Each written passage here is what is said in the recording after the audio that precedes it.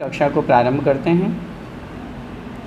जिनवाणीं नमस्कृत्य मातृवद्हितकारिणीं लोकस्य वर्णनं किंचित् क्रियते त्रियथागमम्। पंच परमेष्ठी भगवान की जय। द्वादशांग जिनवाणी माता की जय। संत शिरोमणि आचार्य भगवंत 108 श्री विद्यासागर जी महाराज की जय। परम पूज्य गुरुदेव मुनि पुंगव श्री 108 सुधा सागर जी महाराज की जय। अढ़ाई द्वीपस्थ समस्त मुनिराजों की जय। कर्णानुयुग दीपक भाग 3 चल रहा है और हम इसमें लोक का वर्णन पढ़ रहे हैं। उस लोक के वर्णन में भी दूसरे अधिकार में भवनत्रिक देवों का वर्णन है, जिसमें हमने भवनवासी, व्यंतर, इन देवों का पूरा वर्णन पढ़ने के बाद में ज्योतिषी देवों का वर्णन चल रहा है। कल की कक्षा में हमने उन ज्योतिषी देवों का स्वरूप समझा, वे कितने प्रकार के होते हैं, उनके विमान कहाँ स्थित हैं, उनका क्षेत्र कितना है, इस बारे में चर्चा की। और 2.5 द्वीप जो मनुष्य लोक है हमारा, उसमें वे ज्योतिषी देव किस प्रकार गमन करते हैं वो हमने यहाँ पर चर्चा की थी। आइए उन्हीं ज्योतिषी देवों की चर्चा को आगे बढ़ाते हुए आप सभी पेज नंबर 33 निकाल लीजिए और प्रश्न संख्या 90। हम आगे और ज्योतिषी देवों के बारे में समझते हैं कि वे ज्योतिषी देवों में और क्या विशेषता है। देखिए प्रश्न संख्या 90। ज्योतिष के देवों के और राहु केतु के विमानों का स्वरूप कैसा है एवं उनकी किरणें कितनी कितनी हैं। सामान्य रूप से हम लोग एक सूर्य ग्रहण और एक चंद्र ग्रहण, ये 2 शब्द सुनते रहते हैं। उसका भी उत्तर इस प्रश्न के उत्तर में दिया जाएगा। सामान्य से सुनते हैं राहु विमान के द्वारा या राहु के द्वारा सूर्य ग्रस लिया, केतु के द्वारा चंद्रमा ग्रस लिया जाता है। तो ये ग्रसना क्या होता है, ग्रहण कैसे होता है। उत्तर देखिए, जिस प्रकार एक गोले के 2 खंड करके उन्हें ऊर्ध्वमुख रखा जाए तो चौड़ाई का भाग ऊपर और गोलाई वाला संकरा भाग नीचे रहता है, उसी प्रकार ऊर्ध्वमुख अर्धगोले के सदृश ज्योतिषी देवों के विमान स्थित हैं। जैसे कटोरा होता है हमारा, हम देखते हैं नीचे से गोल रहता है और ऊपर से भी गोल है, लेकिन वो आधा कटा हुआ जैसा है। तो ऐसे ही गोलाकार अर्धगोलाकार जो है, गोल आकार को अगर हम आधा बीच में से कट कर देंगे तो अर्धगोलाकार जो है वह ज्योतिषी देवों के विमान का आकार है। इन्हीं विमानों में ज्योतिषी देव निवास करते हैं। विमानों का मात्र नीचे का गोलाकार भाग ही हमारे द्वारा दृश्यमान है, क्योंकि जैसे ये गोला है, अब ये गमन कर रहा है और हम लोग रह रहे हैं यहाँ भरत क्षेत्र में ज़मीन पे, तो ये मात्र गोला जो नीचे का है वही हमें दिखाई देता है। ज्योतिषी देवों के विमान पृथ्वी कायिक होते हैं। इसको ठीक कर लें, पृथ्वी काय होते हैं, ऐसा हमको यहाँ पर समझना चाहिए। राहु का विमान चंद्र विमान के नीचे और केतु का विमान सूर्य विमान के नीचे गमन करता है। होता क्या है, जो राहु का विमान है वह चंद्र विमान के नीचे, जहाँ चंद्रमा है उसके नीचे नीचे राहु का विमान गमन कर रहा है, और सूर्य के विमान के नीचे केतु का विमान गमन करता है। इससे क्या होता है, प्रत्येक 6 माह बाद पर्व के अंत में अर्थात पूर्णिमा और अमावस्या के अंत में राहु चंद्रमा को और केतु सूर्य को आच्छादित करता है और उसी का नाम ग्रहण है। आच्छादित मतलब ढकना। होता क्या है, जैसे ये समझ लीजिए, ये हो गया राहु का विमान, ये हो गया चंद्रमा का विमान, ये अपनी अपनी गलियों में गमन कर रहे हैं गोल गोल पूरा। 6 माह के अंत में होता क्या है, इसकी गमन की जो प्रक्रिया होती है उसमें नीचे का जो राहु का विमान है और ऊपर जो चंद्रमा का विमान है, जो हमको चंद्रमा दिखाई देता है, तो राहु के विमान के द्वारा वो पूरा ढक लिया जाता है। आच्छादित करने का मतलब होता है ढक लिया जाता है, और ढक लिए जाने के कारण से हमें चंद्रमा दिखाई नहीं देता है, और इसी को हम कहते हैं चंद्र ग्रहण। ऐसे केतु के विमान के नीचे सूर्य का विमान ढक लिया जाता है, ये कहलाता है सूर्य ग्रहण। अन्य संप्रदाय में जैनेतर मान्यता में राहु और केतु दो देव बताए हैं। उनके द्वारा कथन किया है कि राहु के मुख में चंद्रमा ग्रहण हो रहा है, चंद्रमा घुस रहा है राहु के मुख में, उसको भक्षण कर रहा है। इस तरह की अन्य संप्रदाय में मान्यता है, लेकिन वास्तविकता ऐसी नहीं है। वास्तविकता ये है, सब अपने अपने विमान में गमन करते हैं, लेकिन जब पर्व का अंत अर्थात अमावस्या और जब पूर्णिमा ऐसी तिथि आती है, तब उस समय पूरा का पूरा राहु का विमान के द्वारा ऊपर चंद्रमा का विमान ढक लिया जाता है और केतु के विमान के द्वारा सूर्य का विमान ढक लिया जाता है। इसी का नाम चंद्र ग्रहण है और इसी का नाम सूर्य ग्रहण है। चंद्रमा की किरणें 12,000 प्रमाण हैं। अब यहाँ किरणों की भी संख्या निश्चित है और वे किरणें कैसी है, शीतल हैं, ये विशेषता है। चंद्रमा की जो किरणें हैं वे 12,000 हैं और शीतल हैं, और सूर्य की किरणें भी 12,000 हैं, किंतु वे तीक्ष्ण हैं, उष्ण हैं। शुक्र की किरणें 2,500 हैं, वे तीव्र अर्थात प्रकाश से उज्ज्वल हैं। संख्या उनकी कम है लेकिन प्रकाश तेज है। शेष ज्योतिषी देवों की किरणें मंद प्रकाश वाली हैं। मुख्य रूप से सूर्य और चंद्रमा की किरणें ही अधिक प्रकाश वाली है। इसी कारण से, और उन दोनों में भी हम बात करेंगे तो सूर्य की किरणें और अधिक प्रकाश वाली है। उष्णता वाली तो है ही, लेकिन प्रकाश भी उनमें तेज है। उसी कारण से सूर्य के उदित होने पर जब वो किरणें यहाँ आती है, उसी से प्रकाश होता है, उसी से उजाला होता है। तो इस प्रकार ये जो हमने प्रश्न पढ़ा, इसमें राहु और केतु के विमान के द्वारा चंद्रमा और सूर्य के विमान ढक लिए जाते हैं और इसी का नाम ग्रहण होता है। अगला प्रश्न, ज्योतिष के देवों का विस्तार एवं बाहुल्य कितना है? बाहुल्य का मतलब होता है मोटाई, ऊंचाई कितनी है। देखिए, सर्व ज्योतिर्विमानों का बाहुल्य अपने अपने व्यास के अर्धभाग प्रमाण हैं। मतलब जितना व्यास होगा उसका आधा जो है वो उसकी मोटाई होगी। फिर से समझें क्या लिखा है यहाँ पे, सभी ज्योतिर्विमानों का बाहुल्य मतलब मोटाई कितनी है, अपने अपने व्यास के अर्धभाग प्रमाण हैं। जैसे माना कि अगर एक है तो अर्ध कितना हुआ, आधा, तो एक तो हो गया विस्तार और जो आधा है वह क्या है, आधा है वह मोटाई है। इस अपेक्षा से समझना चाहिए। तो आधी उसकी मोटाई हो गई वहाँ पे। अब इसका उत्तर देखिए आगे क्या कह रहे हैं। ज्योतिर्विमानों के नाम, चंद्र विमान, व्यास कितना है, योजनों में लिखा है 56/61 योजन। ये योजन की अपेक्षा से व्यास कहा गया है। और मीलों में कितना लिखा है, तो मीलों में लिखा हुआ है 3,672 सही 8/61 मील। अगर हम इसी को मील में लगाते हैं, मील की अपेक्षा करते हैं योजन को मील में डिवीज़न करके, तो ये हुआ इसका व्यास। अब बाहुल्य इसका आधा कहा गया है, तो 56 का आधा हो जाएगा 28, तो 28/61 योजन, ये तो हो गया बाहुल्य। और इसी को अगर हम मील में कहेंगे तो 1836 सही 4/61 मील, ये इसका बाहुल्य अर्थात मोटाई हो गई।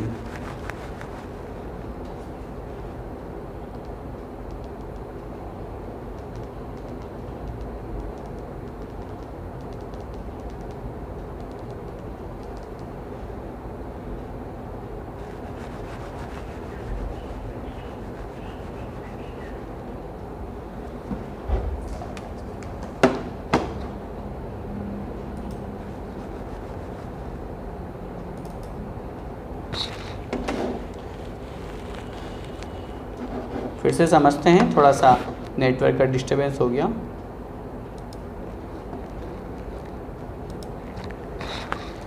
इस प्रश्न का उत्तर फिर से देखते हैं, थोड़ा सा नेटवर्क का दिक्कत हो गया था। चंद्र विमान कैसा है, कितना है, उस चंद्र विमान की बात कर रहे हैं। वह जो चंद्र विमान है वह योजन की अपेक्षा लगाएंगे तो 56/61 योजन उसका विस्तार है, व्यास है। अगर हम उस योजन को मील में लगाएंगे तो 3,672 से 8/61, ये मील उसका हो गया व्यास, और व्यास जितना है उसका आधा उसकी मोटाई है। तो वो यहाँ बताई जा रही है योजन की अपेक्षा लगाएंगे तो 28/61 योजन, और मील की अपेक्षा लगाएंगे तो 1836 सही 4/61 मील इसकी मोटाई है। सूर्य की कितनी है, तो सूर्य की बताई जा रही है 68/61 योजन, तो इसकी योजन की अपेक्षा से व्यास है, और इसी को 3147 सही 33/61 मील इसका मील की अपेक्षा से व्यास कहा गया है। इसका आधा जो है वो बाहल्य अर्थात मोटाई है, तो 48 का आधा हो गया 24/61 योजन ये बाहल्य मोटाई है, और मील में लगाएंगे तो 1573 सही 47/61। इसी प्रकार शुक्र है, एक कोस योजन की अपेक्षा से एक कोस में 1000 मील होते हैं, तो वो जो शुक्र नाम का जो ज्योतिर्विमान है वह 1000 मील लंबा है, उसका व्यास है। व्यास हमेशा ऊपर से निकालेंगे। हमने अर्ध गोलाकार जो निकाला है उसमें नीचे का नहीं, ऊपर वाला जो पार्ट आएगा ये गोल वाला, तो यहाँ से यहाँ तक का व्यास की हम चर्चा कर रहे हैं। और जब हम उसकी मोटाई की बात करेंगे तो आधा कोस और मील में लगाएंगे तो जो मील की स्थिति है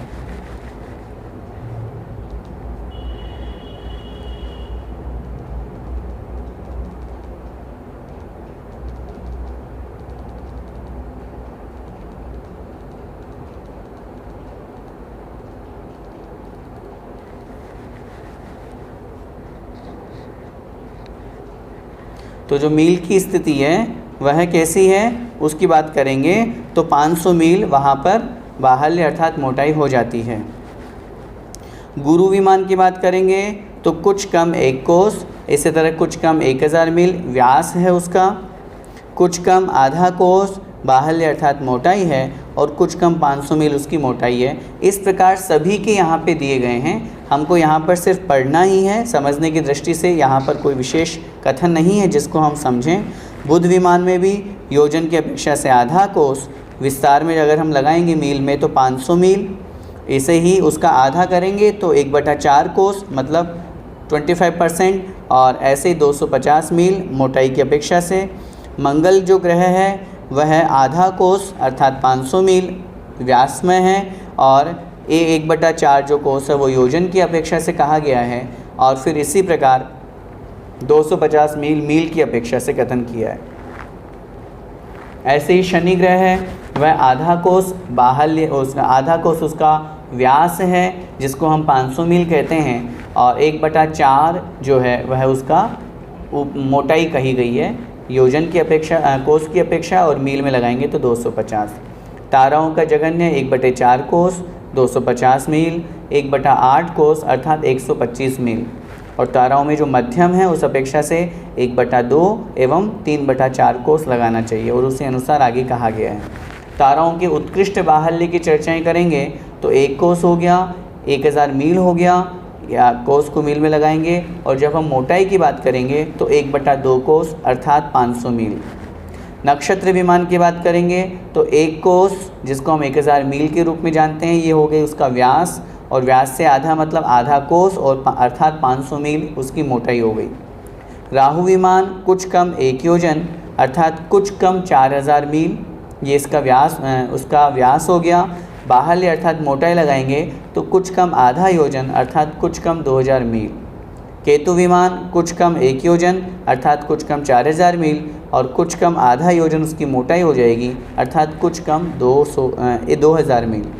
तो ये जो बाहल्य और विस्तार बताया गया है, ये जो विमान स्थित हैं पूरे ज्योतिर्लोक में, सूर्य चंद्रमा ग्रह नक्षत्र तारे, उनमें से मुख्य रूप से सूर्य चंद्रमा और ग्रहों की यहाँ चर्चा की है, वो जो 110 योजन के बीच वाले भाग में रहते हैं, इन सब विमानों का इतना स्पेस है, इतने बड़े बड़े विमान हैं ये।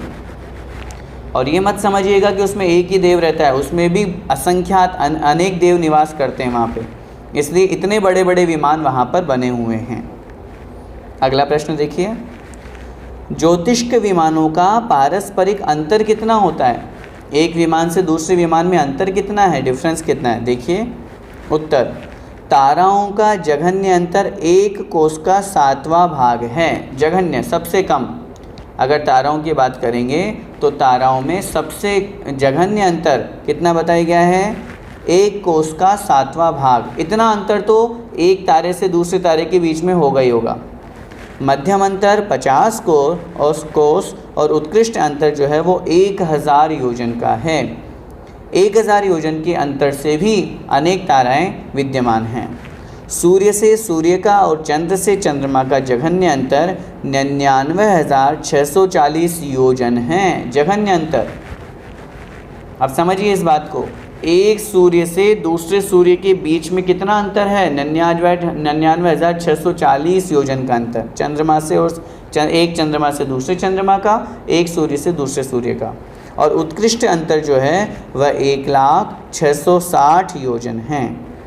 राजवार्तिक अध्याय 4 के अंतर्गत ये वर्णन वहाँ दिया हुआ है और उसी अनुसार यहाँ पर लिखा है। तो इतने अंतर से एक सूर्य से दूसरा सूर्य रहता है और इसी गैप से एक चंद्रमा से दूसरा चंद्रमा रहता है। ये जघन्य और उत्कृष्ट अंतर की यहाँ पर चर्चा की।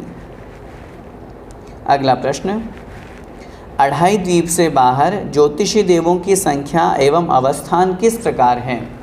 आपने ढाई द्वीप का वर्णन तो कर दिया, जिसमें हमने ये पढ़ा ढाई द्वीप में कि जो सूर्य, चंद्रमा, ग्रह, नक्षत्र और तारे हैं ये सुमेरु पर्वत के 11 से 21 योजन से दूर जा कर के और गोलाकार पूरा परिक्रमा लगाते हैं, पूरे ढाई द्वीप वाले सूर्य, चंद्रमा, ज्योतिषी देव। अब ढाई द्वीप के बाहर जो सूर्य, चंद्रमा है आपने पहले लिखा वो अवस्थित हैं, एक ही जगह स्थिर हैं। तो वो कैसे रहते हैं, कैसे कितना प्रकाश देते हैं, वो यहाँ बता रहे हैं।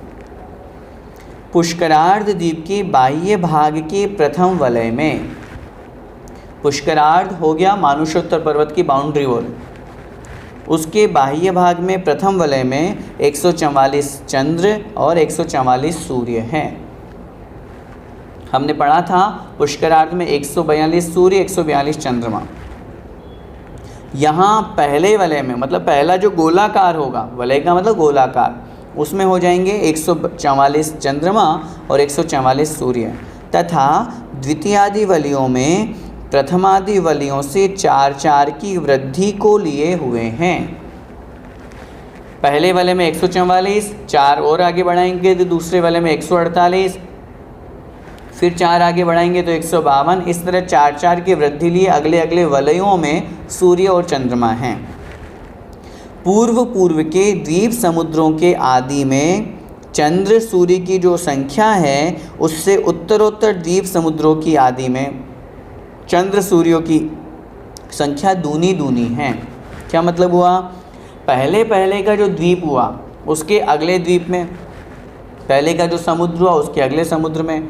लिख रहे हैं बहुत स्पष्ट रूप से, पूर्व के द्वीप समुद्रों में जो पहला वलय था जिसमें जो संख्या कही गई, जैसे माना कि पुष्करवर द्वीप की हम बात करें तो उसमें 142 संख्या कही गई पुष्करार्ध में। फिर पुष्करार्ध का जो आधा भाग उसमें 144 प्रथम वलय आया। तो आगे जो जाएंगे तो पहले वाले द्वीप और समुद्र में जितनी संख्या थी पहले वलय में, आदि का मतलब प्रथम वलय में, तो अगले द्वीप में, अगले समुद्र में वो पहला वलय जो उनका होगा गोलाकार, जहाँ पे वो निवास करते हैं, गति भले ही नहीं करते हों लेकिन वलय बना हुआ उनका, उसमें उन सूर्य और चंद्रमा की संख्या डबल दूनी दूनी होगी। जैसे उदाहरण दे रहे हैं यहाँ पे, पुष्करार्ध द्वीप के प्रथम वलय में 144 चंद्र सूर्य है, तो पुष्करवर समुद्र के प्रथम वलय में 288 चंद्र सूर्य हैं। इस प्रकार सब जगह लगा लेना चाहिए। पुष्करवर द्वीप में आधा तो निकाल ही दीजिए, अब बचा पुष्करार्ध जिसमें पहला वलय, क्योंकि हम बात कर रहे हैं मात्र बहिरवस्थिता की, जो बाहर स्थित हैं, जो ढाई द्वीप के बाहर हैं, ऐसे सूर्य चंद्रमा की हम चर्चा कर रहे हैं। उस दृष्टि से हमको ये समझना है पुष्करार्ध का जो पहला वलय है उसमें 144 सूर्य, 144 चंद्रमा है। तो पुष्करार्ध के बाद में जो पुष्करवर द्वीप आएगा, पुष्करवर समुद्र आएगा, जो तीसरे नंबर का समुद्र आएगा, उस समुद्र में 144 से डबल हो जाएंगे 288 सूर्य और 288 चंद्रमा हैं। मानुषोत्तर पर्वत से 50,000 योजन जाकर बाह्य पुष्करार्ध में प्रथम वलय हैं। कहाँ से? मानुषोत्तर पर्वत है, इससे 50,000 दूर गए तो यहाँ पे ये गोलाकार में प्रथम वलय बन जाएगा, जिसमें क्या है 144 सूर्य, 144 चंद्रमा है। प्रथम वलय से 1-1 लाख योजन आगे जाते हुए, ध्यान से, आगे द्वितीय आदि वलय कहाँ हैं, कितने हैं? प्रथम वलय से 1-1 लाख योजन आगे जाते हुए क्रम से द्वितीय आदि वलयों में 4-4 की वृद्धि को लिए हुए चंद्र सूर्य है। प्रथम में 144 हो गए, अब आगे बढ़ेंगे तो 4 और वृद्धि हो गए, फिर तीसरे वलय में 4 और वृद्धि, फिर चौथे वलय में 4 और वृद्धि। इसी द्वीप समुद्रों में वेदिका के मूल से 50,000 योजन जाकर प्रथम वलय है। इसके बाद 1-1 लाख योजन जाकर आगे द्वितीयादि वलय है। मतलब पहला हो गया 50,000, फिर आगे 1-1 लाख जाकर के दूसरे, यदि दूसरा वलय, फिर 1 लाख बाद फिर तीसरा वलय, फिर 1 लाख बाद चौथा वलय, इस प्रकार है। सामान्य से सब ज्योतिषी देवों की संख्या असंख्यात हैं। अब ऐसे बहुत सारे हैं, हम कितनों की काउंटिंग करेंगे, इसलिए यहाँ पर बहुत स्पष्ट कह दिया। राजवार्तिक अध्याय जो 4 है उसके जो 13वें नंबर के सूत्र की चौथे वार्तिक में बहुत स्पष्ट लिखा है, वही वर्णन अपन को यहाँ पर समझना चाहिए। ऐसे ज्योतिषी देव कितने हैं? ऐसे ज्योतिषी देव असंख्यात हैं। कहाँ तक हैं? ये पूरे घनोदधि वलय के पर्यंत है, लोक के अंत तक हैं पूरे, ऐसा हमको समझना चाहिए। क्योंकि यहाँ जो ज्योतिषी देवों का वर्णन चल रहा है ये लोक के अंत तक हैं। अगला प्रश्न, मनुष्य लोक संबंधी चंद्र सूर्य का गमन क्षेत्र कितना है? मतलब मनुष्य लोक में ये चंद्र सूर्य कैसा, कितना गमन करते हैं, 1 मिनट में कितना जाते हैं, इस प्रकार ये वर्णन यहाँ कर रहे हैं। देखिए ध्यान से उत्तर। चंद्र सूर्य के गमन करने की क्षेत्र गली को 4 क्षेत्र कहते हैं।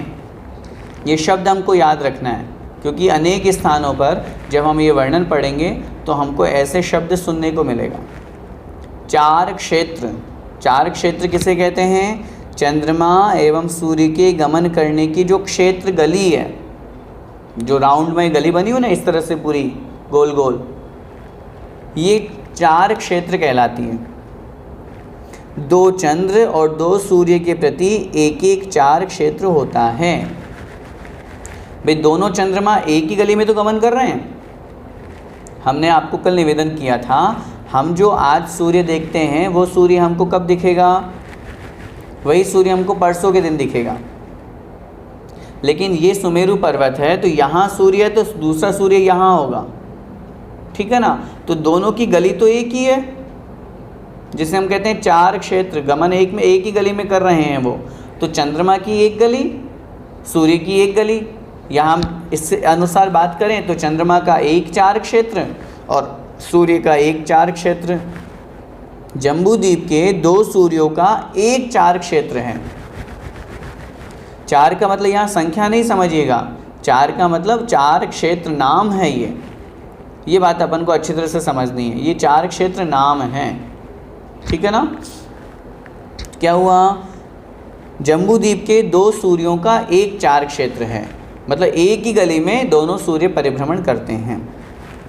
लवण समुद्र के 4 सूर्यों के 2 4 क्षेत्र, धातखेखंड द्वीप के 12 सूर्यों के 6 4 क्षेत्र, कालोदक समुद्र के 42 सूर्यों के 21 4 क्षेत्र और पुष्करार्ध के 72 सूर्यों के 36 4 क्षेत्र हैं। समझ में आई बात? मतलब एक 4 क्षेत्र में, 4 क्षेत्र का मतलब एक गली, गोल गली है ना, राउंड वाली, उस एक 4 क्षेत्र में 2 सूर्य गमन करते हैं अथवा 2 चंद्रमा गमन करते हैं, ऐसा अपन को समझना चाहिए। आगे देखिए, जम्बूद्वीप संबंधी चंद्र और सूर्य जम्बूद्वीप में तो 180 योजन क्षेत्र में और 180 योजन क्षेत्र में ही विचरते हैं। क्या मतलब हुआ? अच्छी तरह से समझिए। यहाँ पे जम्बूद्वीप है 1 लाख योजन, ठीक है, ये पूरा 1 लाख योजन पूरा गोल है, यहाँ से यहाँ तक। हम बात करें यहाँ बीचों बीच में सुमेरु पर्वत आ गया, इधर मोटे रूप में इधर 50,000 इधर 50,000। सूर्य कहाँ गमन करता है? ये लिख रहे हैं जम्बूद्वीप संबंधी चंद्र और सूर्य जम्बूद्वीप में तो 180 योजन क्षेत्र में। ये जम्बूद्वीप की बाउंड्री वॉल आ गई माना की, और यहाँ से लवण समुद्र प्रारंभ हो रहा है, तो यहाँ का जो 180 है यहाँ आता है माना की। तो जम्बूद्वीप जहाँ एंड हो रहा है उस सूर्य और चंद्रमा तो जम्बूद्वीप में तो 180 योजन में ही गमन करते हैं। बाकी लवण समुद्र की तरफ गमन करते हैं, बाहर की तरफ। ऐसे लवण समुद्र के वहाँ और फिर बाहर की तरफ, ये आगे वर्णन आएगा। जम्बूद्वीप के सूर्य और चंद्रमा जम्बूद्वीप में कितने क्षेत्र में गमन करते हैं? मात्र 180 योजन में। पूरे में ऐसा नहीं समझिएगा कि पूरा हमारा क्षेत्र को ये इस तरह से प्रकाशित करते हैं, इस तरह गमन करते हैं। जो सुमेरु पर्वत से दूरी हम बनाएंगे, जम्बूद्वीप की बाउंड्री वॉल तक अपन को जाना है, तो वहाँ उस जम्बूद्वीप में मात्र 180 योजन, और फिर इस तरह से गमन करते करते करते अभी हम आगे बढ़ेंगे, दूर हो जाते हैं। उनकी गलियाँ बनी हुई है, देखिए पूरा वर्णन पढ़े फिर हम समझते हैं। जम्बूद्वीप संबंधी चंद्र और सूर्य जम्बूद्वीप में तो 180 योजन क्षेत्र में ही विचरते हैं। शेष 330 सही 48/61 योजन लवण समुद्र में विचरते हैं। है चंद्रमा सूर्य किसके? जम्बूद्वीप के। लेकिन ये 180 योजन तो मात्र हो गए हमारे जम्बूद्वीप में, और 330 सही 48/61 योजन जो है ये लवण समुद्र में। मतलब इतना बड़ा जो इनका विचरण क्षेत्र माने, गली माने, उसमें से जम्बूद्वीप की 180 और लवण समुद्र की 330 सही 48/61 योजन माननी चाहिए। इनमें इनकी गलियां बनी हुई है। अर्थात 2 चंद्र और सूर्य 510 सही 48/61 योजन प्रमाण क्षेत्र में विचरते हैं। 180 जम्बूद्वीप का मिला लीजिए, 330 लवण समुद्र का, तो टोटल हो जाएंगे 510। ये 510 सही 48/61 योजन, ये गली मान लीजिए इनकी, और इनमें गलियां बनी हुई है, एक ही गली नहीं है ये अभी आगे आएगा। उन गलियों में ये गमन करते हैं। शेष पुष्करार्ध पर्यंत चंद्र सूर्य अपने अपने क्षेत्र में विचरते हैं। ये मात्र जम्बूद्वीप संबंधी चर्चा हुई, और जो शेष पुष्करार्ध तक के जितने भी चंद्रमा सूर्य हैं ये अपने अपने क्षेत्र में विचरण करते हैं। 510 सही 68/61 योजन प्रमाण वाले 4 क्षेत्र में, अच्छी तरह से समझिएगा, थोड़ा सा विषय समझने लायक है, कठिन है, 2-3 बार पढ़ेंगे, सुनेंगे और उपयोग लगा के पढ़ेंगे तो हमें अच्छी तरह से समझ में आएगा। 4 क्षेत्र का मतलब क्या है? 4 क्षेत्र का मतलब है सूर्य चंद्रमा के गमन करने की जो गली है, उस गली का नाम है 4 क्षेत्र। ऐसे शब्दों को ध्यान रखना है।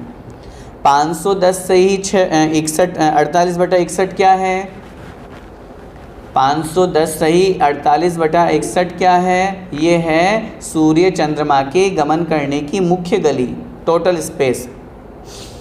इस प्रमाण वाले 4 क्षेत्र में चंद्रमा की 15 गलियां एवं सूर्य की 184 गलियां हैं। समझ में आ रहा है विषय?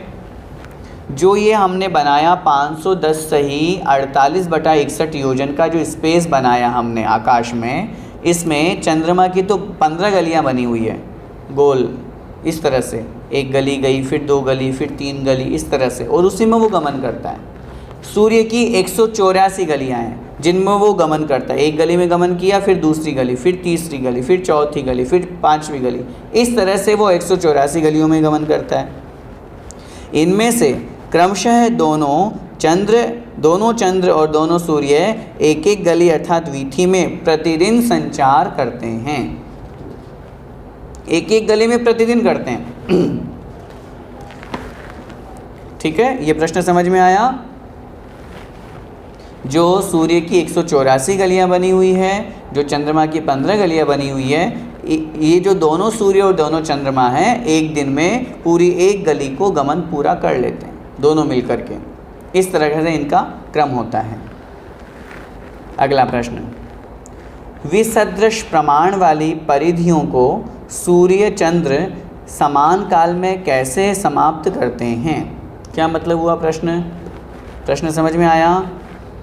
फिर से पढ़े प्रश्न। विसदृश प्रमाण वाली परिधियों को क्या मतलब हुआ? अब ध्यान से सुनिएगा। ये हमारा हुआ जम्बूद्वीप का सुमेरु पर्वत मान लीजिए, ठीक है, थोड़ी सी देर के लिए, और इसको अपन यूँ समझे कि इस तरह ये गमन कर रहे हैं। माना कि उदाहरण से समझे, अपन चंद्रमा का उदाहरण लेते हैं। 15 गलियाँ बनी हुई चंद्रमा की, तो अपन को यहाँ पे 15 राउंड बना देना है, ठीक है। अब प्रश्न ये कर रहे हैं यहाँ पे, जो पहली गली में गमन करेगा चंद्रमा, तो पहली गली तो छोटी हुई ना, दूसरी गली थोड़ा सा स्पेस बड़ा हो गया, राउंड लगाएंगे तो अपन। अगर अपन कोई गोल गोल गोल गोल 15 चीज़ें रख देंगे तो पहले वाला जो गोल वाला सर्कल होगा वो छोटा होगा, दूसरा उससे बड़ा होगा, तीसरा उससे बड़ा होगा, चौथा उससे बड़ा होगा। तो पूरा इसको अपन परिधि कहते हैं, है ना। व्यास से जो इस तरह, व्यास तो ऐसा हो गया, पूरा जो गोल सर्कल है वो परिधि कहलाती है। तो एक छोटी परिधि हुई, फिर दूसरी गली में आएंगे तो उसकी परिधि बड़ी होगी, फिर तीसरी गली में आएंगे तो उसकी परिधि बड़ी होगी। तो ये विसदृश हो गया ना, अलग अलग हो गई। उनकी परिधियों का जो प्रमाण है, परिधियों का जो विस्तार है वो एक जैसा हुआ क्या? नहीं हो पाया। तो ऐसे विसदृश प्रमाण वाली जो परिधियां हुई, उन परिधियों में सूर्य चंद्रमा समान काल में कैसे गमन कर लेते हैं? आप कह रहे हैं, अभी प्रश्न उठा, ध्यान से समझिए विषय को। अभी पिछले प्रश्न के उत्तर में हमने पढ़ा प्रतिदिन वो एक गली को 2 सूर्य 2 चंद्रमा पूरा पार कर लेते हैं। यहाँ तक समझ में आ रहा है? अब ये जो एक गली को पार पूरा कर लेते हैं एक दिन में 24 घंटे में, तो प्रश्न ये बनता है कि जो छोटी गली है उसको भी आप 24 घंटे में पार करा रहे हो, और आगे बढ़ती जा रही है गलियाँ, दूर दूर होगी तो बढ़ेंगी गलियाँ, तो वो भी 24 घंटे में पार हो रहा है। तो दोनों की परिधि जब अलग अलग है, दोनों तीनों की या सबकी, तो फिर एक ही दिन में सारे के सारे कैसे गमन कर लेते हैं, समान रूप से कैसे गमन करते हैं, ये प्रश्न है। अब उत्तर देखिए, सूर्य और चंद्रमा प्रथम वीथी में कैसे गमन करते हैं? हाथीवत, हाथी के समान, जैसे हाथी चलता है। मध्यम वीथी में घोड़ेवत, घोड़े के जैसे। अब स्पीड थोड़ी बढ़ गई है, पहली वीथी में कैसे, अब छोटा स्थान है ना, छोटा स्थान है तो धीरे धीरे चलेंगे तो पूरे 24 घंटे में पार हो जाएंगे। अब थोड़ा बड़ा स्थान है तो थोड़ी स्पीड बढ़ा दी उन्होंने, तो घोड़े के समान। फिर और अंतिम वीथी में सिंहवत गमन करते हैं, घोड़े से भी तेज दौड़ता है शेर, तो उसके समान गमन करते हैं। अर्थात प्रथमादि वीथी में आगे जाते समय शीघ्र गति से एवं बाह्यादि वीथी से पीछे आते समय मंद गति से गमन करते हैं। क्या मतलब हुआ? पहली गली में है धीरे गमन करेंगे, फिर दूसरी गली में और थोड़ा तेज, फिर तीसरी गली में और तेज, फिर चौथी गली में और तेज, फिर इस तरह से 5वीं गली में और तेज, तेज तेज तेज तेज करते करते 15वीं गली में सबसे तेज गमन करेंगे, जब वो चंद्रमा 15वीं गली में होगा। ठीक है। अब वापस उल्टा लौटना है, तो उल्टा लौटना है तो 15वीं से 14वीं गली में आएंगे तो थोड़ा धीमा हो जाएंगे, फिर वो 13वीं में आएंगे और थोड़ा धीमा, 12वीं में आएंगे और थोड़ा धीमा, ऐसे ऐसे धीमा करते करते करते पहली गली में वापस हाथी के समान चाल हो जाएगी। ऐसे ही सूर्य में समझना चाहिए, पहली गली में धीरे धीरे चलेंगे, पहले से बढ़ते बढ़ते बढ़ते स्पीड बढ़ाई बढ़ाते बढ़ाते सबसे ज़्यादा स्पीड हो जाएगी 184 गली लास्ट वाले में जब होंगे। तो इस प्रकार फिर से पढ़ें इसको, अर्थात प्रथमादि वीथी से आगे जाते समय शीघ्र गति से एवं बाह्यादि वीथी से पीछे आते समय मंद गति से गमन करते हैं। इस प्रकार विषम वीथियों को समान काल में पूरा कर लेते हैं। माना कि उदाहरण समझिए, माना कि चलना 2 किलोमीटर है और समय दिया गया आपको 2 किलोमीटर आधा घंटे में पूरा करना है। ठीक है। अब 2 किलोमीटर आधा घंटे में पूरा करना है तो हम आधा घंटे में पूरा कर आए। फिर आपको कहा गया 2.5 किलोमीटर आधा घंटे में पूरा करना है, तो क्या करेंगे, हम थोड़ा तेज़ दौड़ेंगे, स्पीड बढ़ाएंगे ना।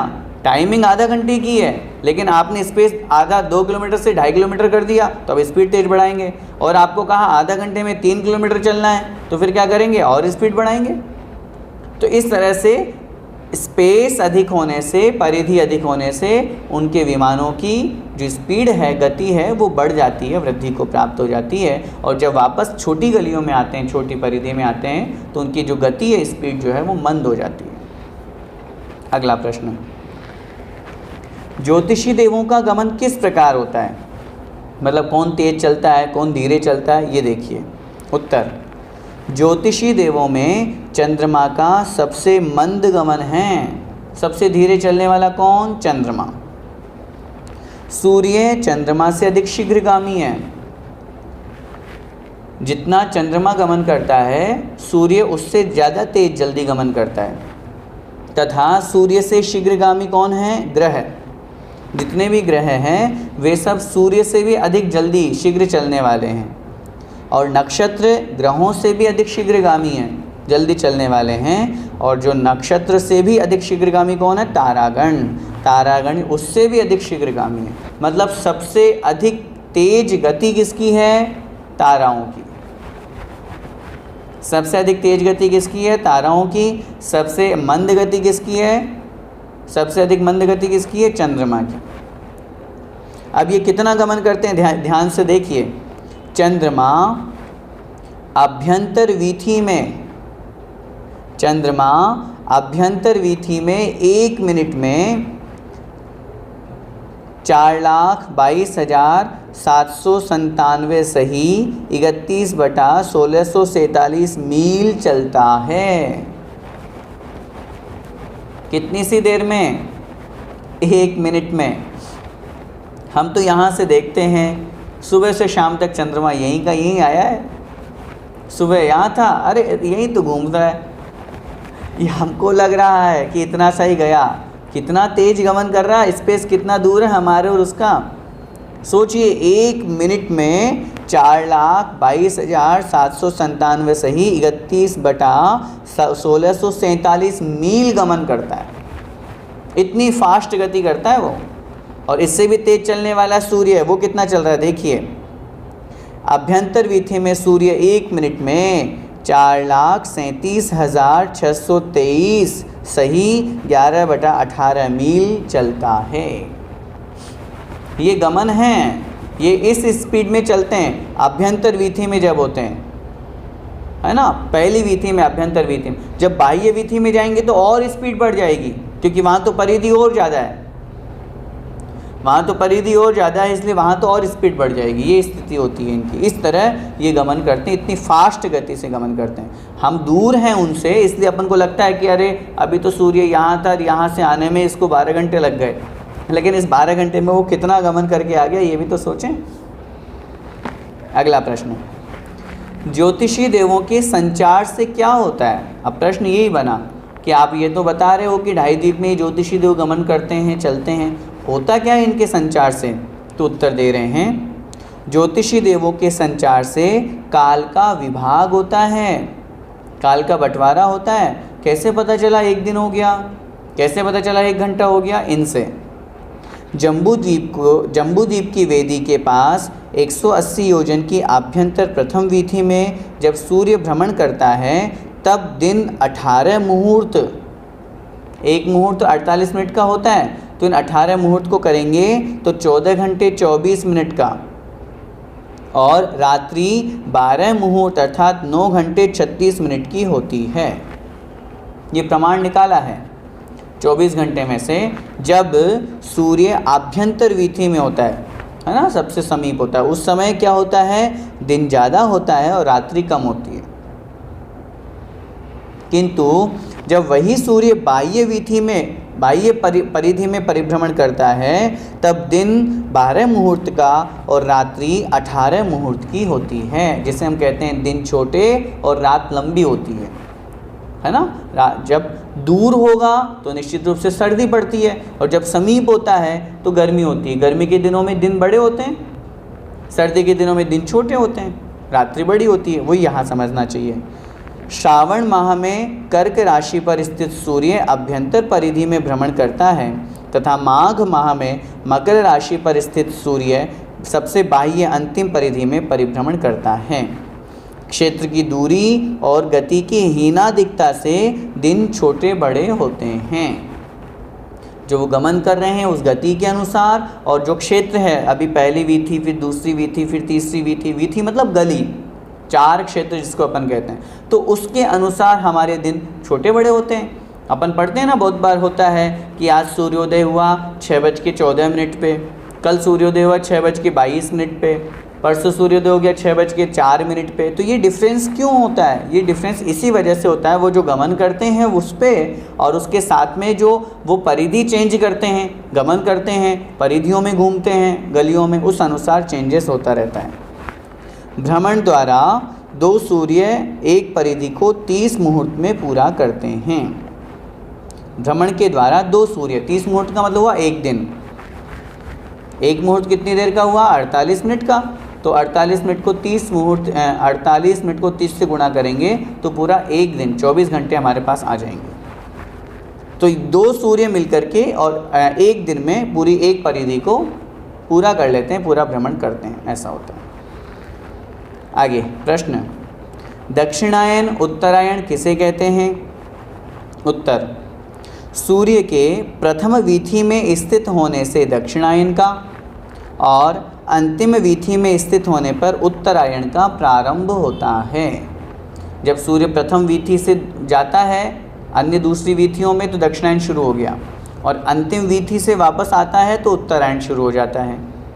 श्रावण माह से पौष माह तक अर्थात 183 दिन हो गए, वहाँ तक सूर्य दक्षिणायन, तथा माघ माह से आषाढ़ माह तक अर्थात 183 दिन में सूर्य उत्तरायण में रहता है।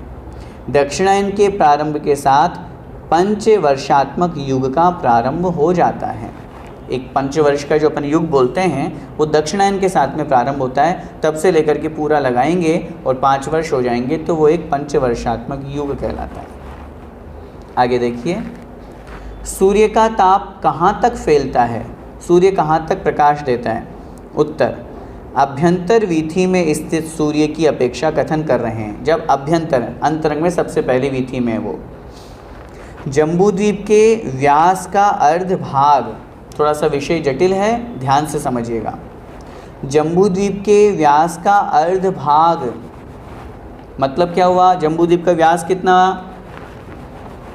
1 लाख योजन। उस 1 लाख योजन का आधा कितना हुआ? 50,000 योजन है। इसमें से द्वीप संबंधी 4 क्षेत्र का प्रमाण कितना है? 180 योजन। जम्बूद्वीप में 180 योजन स्पेस में तो परिभ्रमण कर रहे हैं, तो वो 4 क्षेत्र मतलब उनकी जो गलियां हैं वो हुई 180 योजन। उसको घटा देने पर 50,000 में से 180 के घटा देने पर 49,820 योजन आ गए, अवशेष रहा। अतः मेरू पर्वत के मध्य से लगाकर अभ्यंतर वीथी पर्यंत उत्तर दिशा में सूर्य का आताप 49,820 योजन अर्थात 19,92,80,000 मील दूर तक फैलता है। क्या मतलब हुआ? समझिए विषय को। माना कि ये हो गया हमारा सुमेरु पर्वत, ठीक है, पूरा का पूरा गोल यहाँ से यहाँ तक क्या है? जम्बूद्वीप। दोनों का आधा आधा कर दिया अपन ने, व्यास का आधा किया तो 50,000। अब वो जो सूर्य गमन कर रहा है वो कहाँ कर रहा है? 180 में कर रहा है, ठीक है ना। तो 50,000 ये, इसमें से 180 कम कर देंगे तो बचेगा हमारे पास 49,820, ठीक है, 49,820 योजन। तो 49,820 योजन अवशेष रहा। तो मेरू पर्वत के मध्य से लगाकर बिल्कुल बीचों बीच से लगाएंगे तो आभ्यंतर वीथी, पहली जो वीथी आएगी, पहली जो गली आएगी, उसमें जब वो सूर्य होगा तब वो 49,800 योजन तक प्रकाश देगा। समझ में आया? क्योंकि 180 में से पहली वीथी में है ना, इसलिए 180 माइनस किए अपन ने। टोटल 50,000 है, 50,000 में से 180 माइनस क्योंकि कोई प्रश्न करेगा तो 180 योजन रूप स्पेस में जम्बूद्वीप में परिभ्रमण कर रहा है, पहली वीथी में है तो 180 हमने माइनस कर दिए, 180 माइनस कर दिए तो शेष जो 49,820 योजन का स्थान नीचे का बचा, जमीन का, पृथ्वी का, उतने स्थान को वो प्रकाशित करता है। और लवण समुद्र की जब अपन बात करेंगे, वहाँ अपन ने भेजा था 330 सही 48/61 योजन की तरफ। तो जब लवण समुद्र की बात करेंगे तो लवण समुद्र का व्यास कितना है? 2 लाख योजन, है ना। ये चूड़ी के आकार का इस तरह से 2 लाख पूरा बना हुआ है इस तरह से। तो अब उसमें 2 लाख योजन है, इसका छठा भाग कितना होगा? 2 लाख का छठा भाग बराबर 33,333 सही 1/3 योजन होता है। उस लवण समुद्र की जब हम बात करेंगे तो लवण समुद्र का 2 लाख योजन का छठा भाग निकाल करके 33,333 सही 1/3 योजन होता है। इसमें द्वीप संबंधी 4 क्षेत्र का प्रमाण मतलब 180 योजन मिला देने पर 33,333 सही 1/3 प्लस 180 जो पहले वाला का 180 है, जो जम्बूद्वीप वाले हैं उनको मिला दिया हमने, तो ये टोटल हमारे पास में आ गया 33,513 से 1/3 योजन हुआ। अतः सूर्य के आताप आभ्यंतर वीति से आरंभ करके लवण समुद्र के छठे भाग पर्यंत 33,513 से 1/3 योजन, अर्थात ये कितना हुआ मील की अपेक्षा से लगाएंगे तो 14,20,53,333 से 1/3 मील दूर तक दक्षिण दिशा में फैलता है। दक्षिण का तब अंतिम वीथी की तरफ जब हम जाएंगे तो वहाँ इतना प्रकाश वो सूर्य का मिलेगा।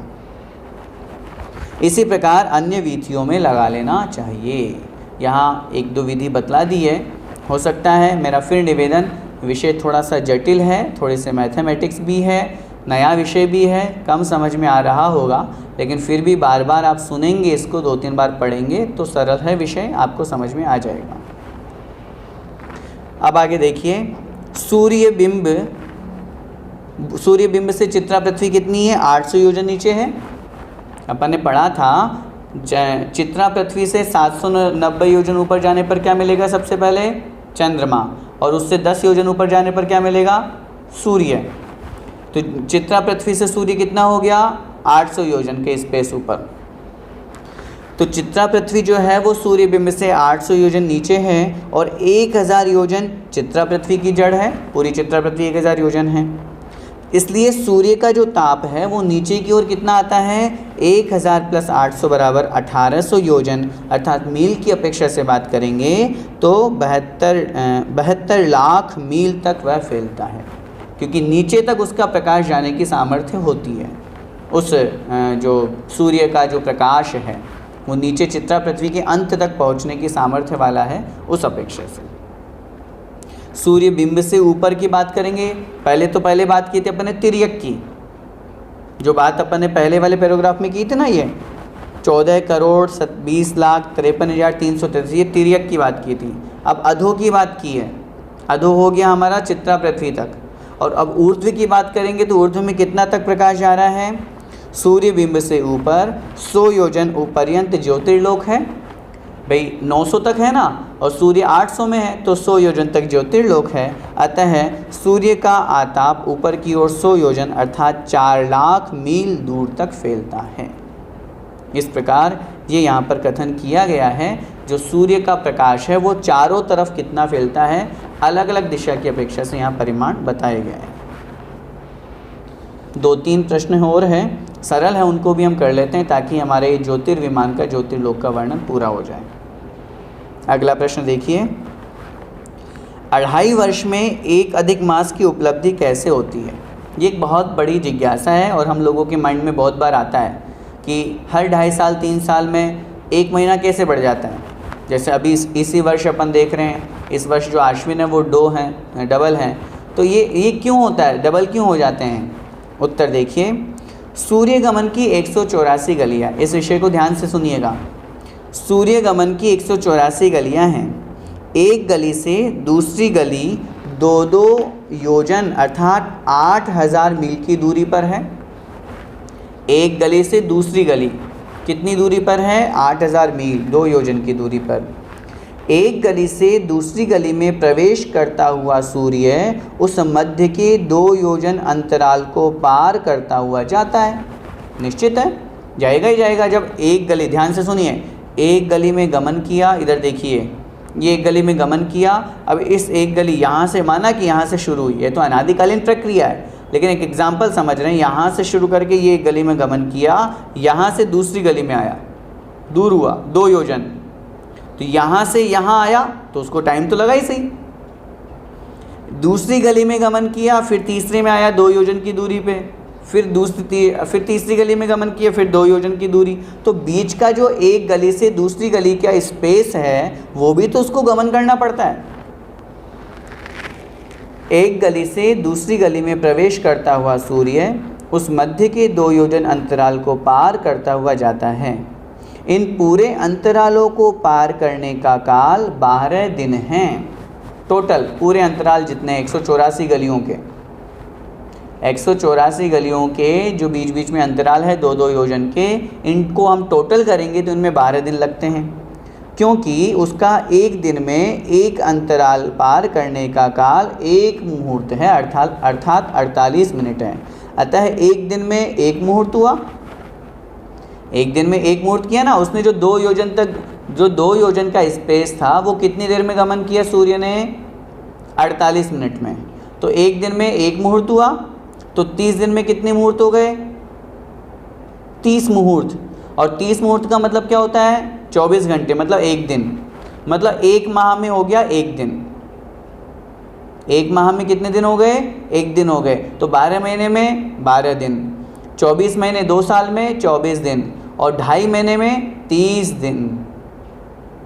2.5 महीने में 30 दिन, क्योंकि 30 महीने हो गए ना। तो इस अपेक्षा से देखिए, फिर से पढ़ें इसको। अतः एक दिन में एक मुहूर्त की और 30 दिन में एक मास में अर्थात 30 मुहूर्त, अर्थात एक दिन की, 12 मास में 12 दिन की, और 2.5 वर्ष में 30 दिन अर्थात एक मास की, और 5 वर्ष स्वरूप एक युग में 2 मास की वृद्धि होती है। समझ में आया विषय? बहुत अच्छी तरह से फिर से समझिए। एक सूर्य को एक गली से दूसरी गली के बीच में जाने में 2 योजन का स्पेस है। जब वो परिभ्रमण करता है तो एक गली से दूसरी गली में जाता है, तो 2 योजन के स्पेस को उसको ग्रहण करके फिर वापस गमन करना पड़ता है। उस 2 योजन के स्पेस को गमन करने में उसको कितनी टाइम लगा? उत्तर मिला 48 मिनट, एक मुहूर्त। एक दिन में एक मुहूर्त हुआ, तो एक महीने में कितने मुहूर्त होंगे? 30 मुहूर्त, 30 दिन है इसलिए। ये जो 30 मुहूर्त हमारे हुए, तो एक मुहूर्त 48 मिनट का है, तो 30 मुहूर्त को यदि हम घंटे में लगाएंगे तो वो बन जाएंगे 24 घंटे। ठीक है, 24 घंटे का मतलब हुआ एक दिन। एक महीने में एक दिन का अंतर आ गया, एक दिन बढ़ गया। समझ में आ रही बात? अब एक महीने में एक दिन बढ़ गया, तो 12 महीने में कितने दिन बढ़ेंगे? 12 दिन। 12 साल, 12 महीने का एक वर्ष होता है। फिर 12 महीने में कितने दिन बढ़ेंगे? 12 दिन, तो 24 दिन हो गए। फिर आधे साल में कितने दिन बढ़ेंगे? 6 दिन। तो 24 और 6 30 दिन। 30 दिन बढ़ते ही एक महीना बढ़ गया। ऐसे 2.5 वर्ष में 1 माह की वृद्धि होती है, और आगे 5 वर्ष में 2 माह की वृद्धि होती है। ऐसा स्पष्ट रूप से कथन किया है। इसीलिए ये अधिक मास होता है, जिसको अपन बोलते हैं अधिक मास होता है। ये 1 महीना बढ़ गया, वो ऐसे ही होता है। अगला प्रश्न, ज्योतिषी देवों की जघन्य एवं उत्कृष्ट आयु कितनी होती है? उत्तर, ज्योतिषी देवों की जघन्य आयु पल्य के 8वें भाग प्रमाण, और उत्कृष्ट आयु पल्योपम से कुछ अधिक है। परा पल्योपम अधिकम, अर्थात ज्योतिषी देवों की उत्कृष्ट आयु एक पल्य से कुछ अधिक होती है। चंद्रमा की उत्कृष्ट आयु 1 लाख वर्ष अधिक एक पल्य है। ये याद रखने की चीज़ है। चंद्रमा की उत्कृष्ट आयु 1 लाख वर्ष अधिक एक पल्य है। सूर्य की 1000 वर्ष अधिक एक पल्य है। शुक्र की 100 वर्ष अधिक एक पल्य है। गुरु की 1 पल्य, बुध, मंगल और शनि की आधा आधा पल्य है। और ताराओं तथा नक्षत्रों की उत्कृष्ट आयु पाव पल्य है, मतलब 1/4 पल्य है। होती वो भी असंख्यात वर्ष की है, लेकिन उस पल्ले में भी डिफरेंस होता है। ज्योतिष्क देवांगनाओं की, ये तो हुई देवों की आयु। देवांगनाओं की आयु अपने अपने देवों की आयु के अर्ध भाग प्रमाण होती है। जिस देव की वे देवियां हैं, उनसे आधी आयु उन देवियों की होती है। सभी निकृष्ट देवों के 32 देवियां होती है। निकृष्ट से तात्पर्य है छोटा सा छोटा भी अगर कोई देव है, चाहे वो नक्षत्र रूप में ही हो, चाहे वो ताराओं वाला ही हो, या और अगर अपन बात करें भवनवासी और व्यंतर की भी बात करें, तो भवनत्रिक में बहुत स्पष्ट लिखा है कोई सा भी छोटा सा छोटा देव हो, उसकी कम से कम 32 देवियां तो होती ही होती है। ये मिनिमम है ये तो, और तो फिर असंख्यात भी होती है। अगला प्रश्न, ज्योतिष्क विमानों के अकृत्रिम चैत्यालयों का क्या प्रमाण है? ये ज्योतिष्क विमान के जो अकृत्रिम चैत्यालय हैं कितने हैं ये? उत्तर, ज्योतिष्क विमानों के असंख्यात विमान हैं। सब में एक एक अकृत्रिम चैत्यालय हैं, अतः अकृत्रिम चैत्यालयों की संख्या भी असंख्यात है। कितने हैं ज्योतिष्क? असंख्यात है। 2.5 द्वीप तक के तो काउंटिंग बता दी थी, लेकिन 2.5 द्वीप के बाहर पूरे लोक में कितने फैले हुए हैं? असंख्यात फैले हुए हैं। इसलिए जितने ज्योतिष के विमान उतने ही अकृत्रिम चैत्यालय। असंख्यात हैं तो अकृत्रिम चैत्यालय भी असंख्यात हैं।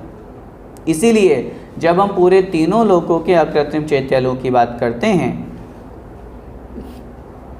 तब ऐसी स्थिति में 8,56,97,481 ये तो काउंटेबल हैं। इनके अलावा व्यंतर देवों के असंख्यात और ज्योतिषी देवों के असंख्यात अकृत्रिम चैत्यालय हैं, ये समझना चाहिए।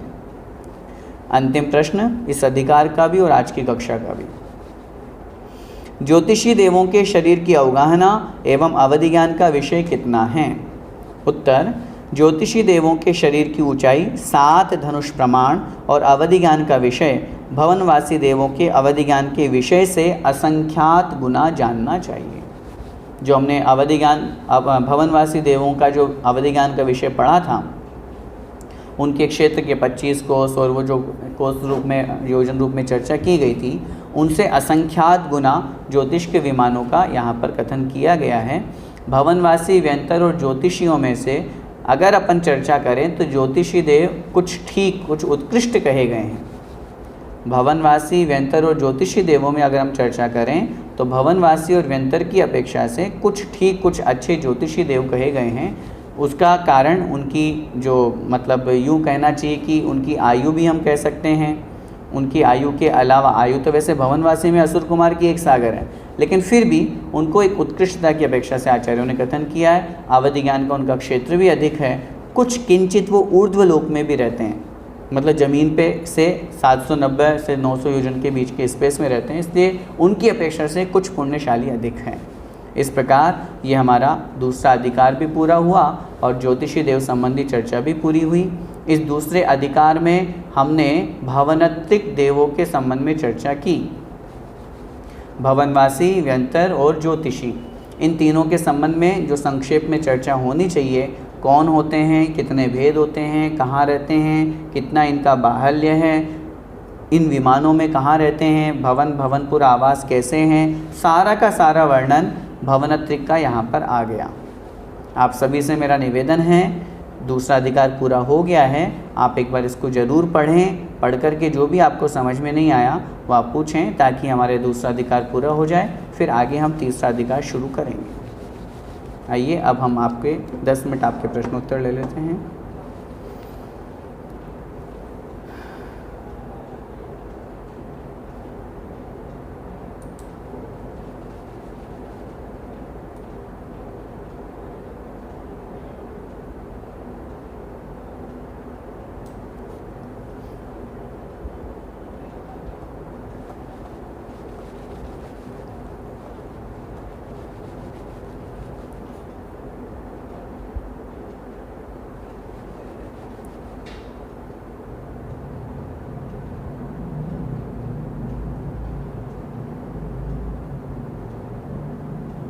प्रश्न, दिन रात का भेद क्या ढाई द्वीप में ही होता है क्या? ज्योतिष शास्त्रों का अध्ययन, अच्छा ठीक। एक प्रश्न, दिन रात का भेद मात्र ढाई द्वीप में ही होता है। अन्य स्थानों पे जहाँ तक सूर्य का प्रकाश या अन्य जो ज्योतिषी विमान हैं, ये सब इनका प्रकाश पहुँचता है, वहाँ उजाला समझना चाहिए, शेष स्थान में अंधेरा समझना चाहिए। दिन और रात का जो डिफरेंस है वो सिर्फ यहीं पे होता है। ज्योतिष शास्त्रों का अध्ययन जैन विधि से करना है तो किस ग्रंथ का अध्ययन करें?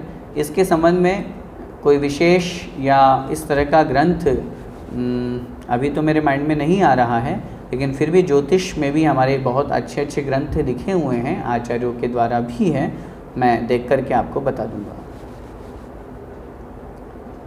पुस्तक में चंद्र में सूर्य का बाहुल्य लिख दिया है और सूर्य में चंद्र का, कौन से नंबर के प्रश्न में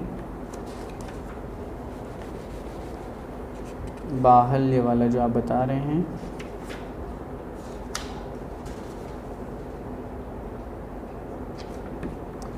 प्रश्न संख्या भी लिखते तो ज़्यादा, हाँ ठीक किया गया। चंद्र में सूर्य का और सूर्य में चंद्र का 56/61 योजन चंद्र विमान का और 48/61 योजन सूर्य विमान का। मैं इसको देख करके बताऊंगा। अगर आप कह रहे हैं ऐसा है तो इसको ठीक कर लेंगे, इसको कल बता दिया जाएगा आपको क्या ठीक है।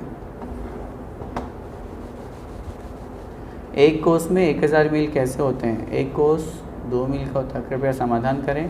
यहाँ पर जो कोस या योजन की चर्चा है ये महायोजन की अपेक्षा से है, इसलिए महायोजन में 1000 मील होते हैं, हमको ऐसा ही समझना चाहिए। क्योंकि जब हम महायोजन की बात करते, हाँ, एक कोस में 1000 मील, महायोजन में जो 2000 कोस का एक महायोजन होता है। तो जब महायोजन की बात करेंगे तो जैसे एक योजन लघु योजन 4 कोस का भी होता है, महायोजन जो है वो महायोजन 500 गुने का अंतर हो गया, तो यहाँ भी 500 गुने का अंतर हो गया। एक कोस 2 मील आप बता रहे हैं तो वो एक कोस लघु वाला है, हम यहाँ जिस कोस की बात कर रहे हैं ये बृहद बड़ा वाला है, तो 500 योजन का मतलब 2 मील आप कह रहे हैं, तो 500 दूना 1000, तो 1000 मील वहाँ पर हो जाते हैं, क्योंकि यहाँ महायोजन महाकोस की चर्चा है। ज्योतिषी देवों का सामर्थ्य कितना है ये प्रश्न यहाँ पर आया नहीं, और चूँकि ज्योतिषी देवों की शक्ति भी अनेक कही गई है, लेकिन वहाँ पर चूँकि उन भवनवासी और व्यंतर देवों के समान किसी तरह की शक्ति का वर्णन नहीं है, किरणों रूप उनके प्रकाश रूप शक्ति या उनकी किरणों का वर्णन जरूर मिलता है, वही समझनी चाहिए।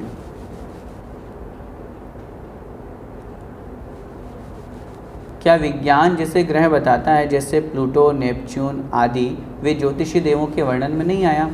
मैं आप लोगों को छोटा सा निवेदन करना चाहता हूँ। विज्ञान की दृष्टि और आज जो हम वर्तमान में जिस स्थान पर हैं, जैनिज्म या जैन धर्म वर्तमान में हम जो बोल रहे हैं, जितनी ऊंचाई, लंबाई, चौड़ाई, सूर्य, चंद्रमा, इन सबको अपन पढ़ते हैं, साइंस इससे कुछ डिफरेंस है।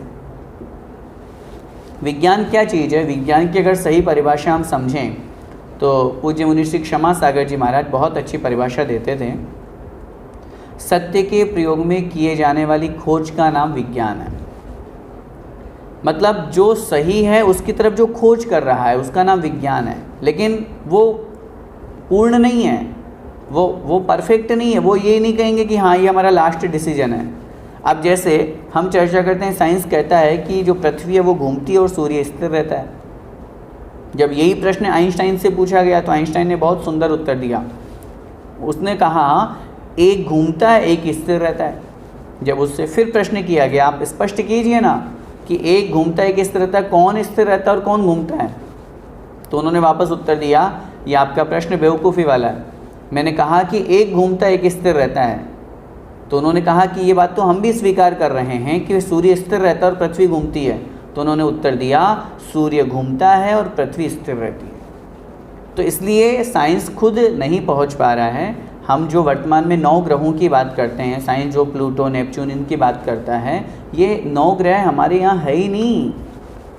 हमारे यहाँ तो 88 ग्रह हैं। एक चंद्र विमान के पूरे जो अपन काउंटिंग करेंगे, और बड़े ग्रंथ अपन त्रिलोक साथ त्रिलोक परिणति पढ़ते हैं, उनमें आया है चंद्रमा इंद्र है, सूर्य प्रति इंद्र है, और उसके 88 ग्रह हैं। और एक महत्वपूर्ण बात और समझिए, पहले एक प्रश्न भी आया था, ये ज्योतिषी विमानों का वर्णन है इसलिए वो प्रश्न नहीं दिया यहाँ पे। वर्तमान में हमारे जैन धर्म में जो नवग्रहों की मान्यता है ये पूर्ण रूप से आगम सम्मत नहीं है। कहीं पर भी हमारे जैन धर्म में 9 ग्रहों का वर्णन आया ही नहीं है कि 9 ग्रह भी होते हैं क्या। हमारे यहाँ तो ग्रह 88 हैं। इस विषय में बहुत रिसर्च हुई है। वर्तमान के जो 9 ग्रह मानते हैं, 9 ग्रहों से अनुसार भगवान बना दिए गए, उनके मंत्र बना दिए गए, ये सब आगम में कहीं पे पढ़ने को नहीं मिला। उन 9 ग्रहों में सूर्य और चंद्रमा भी लिए जाते हैं। जो नवग्रह की मान्यता है उसमें सूर्य चंद्रमा को भी इंक्लूड किया जाता है। अब मैं आपसे निवेदन करना चाहता हूँ, सूर्य और चंद्रमा जो है वो ग्रह की कोटि में कैसे आ सकते हैं? सूर्य और चंद्रमा को तो अभी अपन ने पढ़ा, चंद्रमा इंद्र है, सूर्य प्रति इंद्र है, तो फिर वो ग्रह कैसे हुआ? और जब ग्रह नहीं है तो फिर 9 ग्रहों में सूर्य चंद्रमा को क्यों लिया जाता है? तो ये बात बहुत अच्छी तरह से हमको समझनी है। हमारे यहाँ 88 ग्रह है। वर्तमान का विज्ञान कहाँ तक पहुँच पा रहा है ये हम नहीं कह सकते हैं। लोग कह रहे हैं चंद्रमा तक पहुँच गया, मंगल ग्रह में जाकर के प्लॉटिंग हो गई, प्लाट काट दिए, वहाँ पे जाकर के रहने का स्थान बना दिया। ये कितना सच है कितना झूठ है। जब चंद्रमा पे जाने की बात आई थी तब खुद नील आर्मस्ट्रांग से पूछा गया, सारा का सारा वो हिस्ट्री आप लोगों को पता है, उसको बाइबल हाथ में लेकर के कहने के लिए कहा कि आप इस पे हाथ रख करके बोलिए कि आप सच में चंद्रमा के ऊपर जा कर के आए हैं। तो उसने मना कर दिया कि नहीं, मैं बाइबल को स्पर्श करके नहीं बोल सकता। क्रिश्चियन है वो, उसने मना कर दिया। और बाद में ही वही बात हकीकत सामने आई और कुछ भी नहीं, वो सिर्फ और सिर्फ अमेरिका के एक स्टूडियो में फिल्म बनाई गई थी। जिसमें उसको अन्य पूरे आकाश में उड़ता हुआ दिखा करके और वहाँ तक पहुँचा दिया और बोल दिया हम चंद्रमा पे जाके आ गए। ऐसा थोड़ी आया जा सकता है।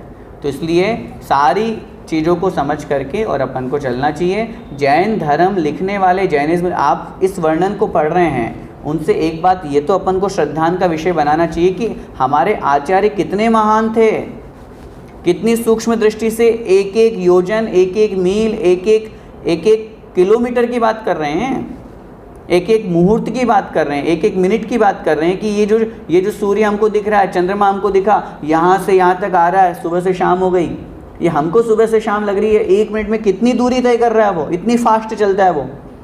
और मैं पूछता हूँ साइंस से, इतनी फास्ट जो सूर्य चंद्रमा गमन कर रहा है तो पकड़ेंगे कहाँ से उसको?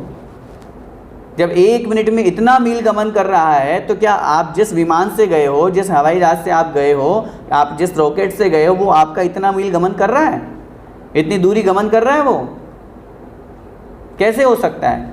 तो जब अपन बहुत अच्छी तरह से, अपन सौभाग्यशाली हैं, जैन धर्म पढ़ रहे हैं, जिनेंद्र भगवान वीतराग वाणी अपन पढ़ रहे हैं, दिव्य ध्वनि के माध्यम से जो उपदेश दिया है ये सर्वज्ञ का उपदेश है, सर्वज्ञ के वचन है और उसी अनुसार आचार्यों ने शास्त्रों में लिखा है। इसलिए उनकी वाणी पर हमें अडिग श्रद्धान करना चाहिए, पूरा दृढ़ श्रद्धान करना चाहिए। और जितना साइंस यहाँ तक पहुँच पा रहा है वहाँ पहुँच रहा है, उसको पढ़ करके साइंस को नहीं मानना है। हमको जैन धर्म पढ़ करके और साइंस जब कोई नया खोज करता है तो अपने आप में गर्व महसूस करना है कि नहीं, देखो जो हमने आज से लाखों करोड़ों अरबों खरबों वर्ष पहले, अनादिकाल पहले हमारे आचार्यों ने लिख दिया कि 1 बूंद अनछने पानी में असंख्यात जीव होते हैं। साइंस पहले कहाँ मानता था? फिर जब काउंटिंग की गई तो 36,450 निकले 30 जीव। आज विज्ञान के पास में भी ये संयंत्र है, उन्होंने 1 बूंद अनछने पानी को 1 लाख गुना बड़ा किया। वो वीडियो आप लोग देखे भी होंगे, यूट्यूब पे भी ये सब जगह मिल जाएगी आप लोगों को। अपनी मशीन के द्वारा 1 लाख गुना जूम करके उसको देखा, उसमें छोटे छोटे कीड़े बिलबिला रहे हैं। हमारे आचार्य पहले ही जान चुके, क्योंकि उन्होंने आँखों से नहीं देखा, उन्होंने आत्मा से देखा, उन्होंने केवल ज्ञान से देखा, उन्होंने अवधि ज्ञान से उन चीज़ों को देखा है। पहले हमेशा से हम तो कह रहे हैं एकेंद्रिय पूरे हैं, पृथ्वी का एक, जल का एक, अग्नि का एक, वायु का एक, वनस्पति का एक। पहले विज्ञान वनस्पति में कहाँ जीव मानता था? जब जगदीश चंद्र बसु ने एक्सपेरिमेंट किया मटर के ऊपर, तब जाकर के उन्होंने बताया कि नहीं, हाँ पेड़ भी श्वास लेते हैं, पेड़ भी जीवन जीते हैं। आज साइंस खुद कह रहा है अगर कोई पेड़ के पास में कुल्हाड़ी लेकर के जाता है तो पेड़ सहम जाता है, अगर उसको खाद डालने जाता है, पानी डालने जाता है तो बड़ा खिलखिलाता है। आप किसी पेड़ के पास में जाकर के खूब तेज तेज गालियाँ बको, उल्टा सीधा बोलें, नकारात्मक ऊर्जा उसको दें, तो वो 15 दिन में सूख जाएगा। और किसी पेड़ को बड़े प्यार से सहलाओ, उसकी प्रशंसा करो, ऐसा करेंगे तो वो पेड़ निश्चित रूप से बहुत अच्छा हो जाएगा। तो ये सब जो स्थितियां हैं निश्चित रूप से जैनिज्म है, महान जैन धर्म है। इस जैन धर्म का तो पूरा विश्व लोहा मानता है कि कितना एक एक सूक्ष्म विषय की, एक एक समय की बात करता है। वही बात अपन को यहाँ पर समझनी चाहिए। 1 कोस 2 मील के बराबर, ये छोटे मील की चर्चा है, छोटे कोस की हम बड़े की बात कर रहे हैं।